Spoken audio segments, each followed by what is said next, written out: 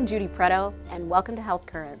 Today we have Dr. Mario Masulo, board-certified interventional cardiologist. Welcome, Dr. Masulo. Hi. It is February, it is Heart Month, and the idea of heart disease and heart concerns are on everybody's mind. What are some of the warning signs of heart disease? Warning signs of heart disease vary from individual to individual. Some people have no symptoms at all. But some of the most common symptoms of heart disease are shortness of breath, with activities that never used to make you short of breath.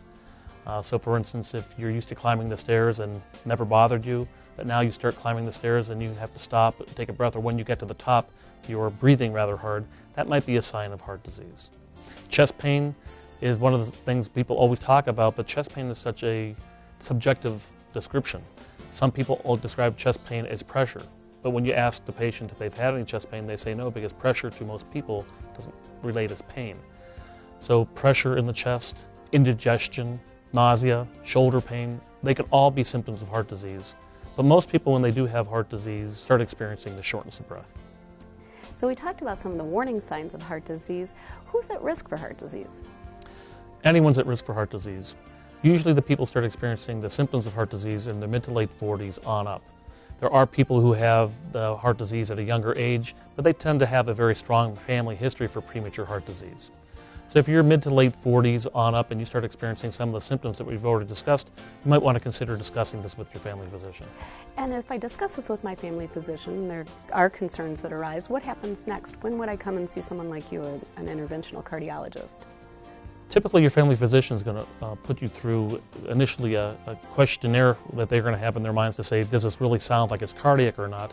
And then if they think it's reasonable to follow up, they might order testing such as stress testing. And then if those tests are abnormal, they might refer you on to a cardiologist to have further testing. Beyond the EKGs and the stress test and those type of things, at what point do you say this is heart disease? Sometimes people have a very strong history and very strong symptoms that make a cardiologist say, we need to go to the cath lab to find out where the blockage is at. Other times there's still some issues that might point that it might be something else, and then we might do stress testing, for instance, or even cardiac CT angiography before we actually stick an artery with a catheter and run catheters to the heart. So there is a thought process that goes through the cardiologist's mind of how high a degree do they think the patient has heart disease. Dr. Masulo, let me go ahead and cut it away to Jess for a Health Current update.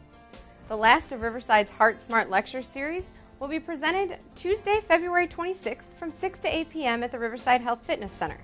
Join us to hear from Drs. Philip Alexander and Vijay Hariani and find out if you're at risk for PAD or AAA. Thursday, February 28th, we're wrapping up our month-long celebrations with Art for Heart. Come see more than 50 pieces of art created by area high school students.